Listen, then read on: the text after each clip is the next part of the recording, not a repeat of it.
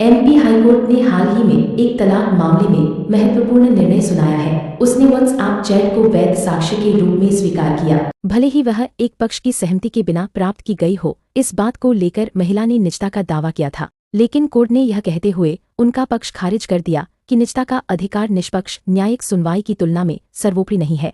क्या है मामला? पति ने वर्ष 2018 में तलाक की मांग की दिया गया आधार मानसिक क्रूरता और परिजन्य का आरोप उसने अपनी पत्नी की व्हाट्सएप चैट्स पेश की, जिन्हें उसने बिना उनकी जानकारी के प्राप्त किया था।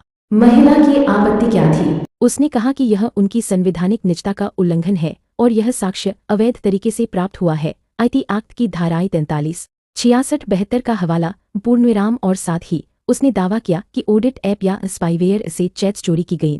कोर्ट ने क्यों स्वीकार किया? न्यायाधीश आशीष श्रोते ग्वालियर बेंच ने स्पष्ट किया कि निजता का अधिकार पूर्ण नहीं है, वह निष्पक्ष सुनवाई की तुलना में कमतर नहीं रहेगा।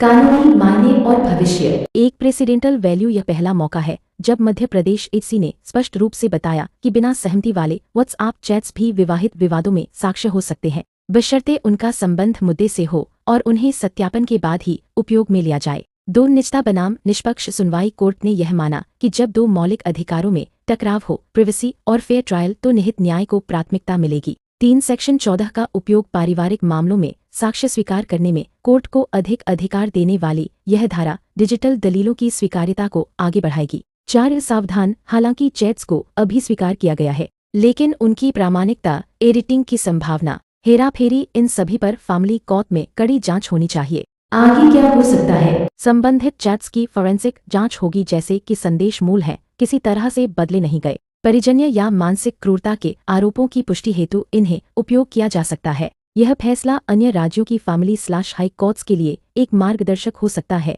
डिजिटल साक्ष्य स्वीकार्यता के मामलों में।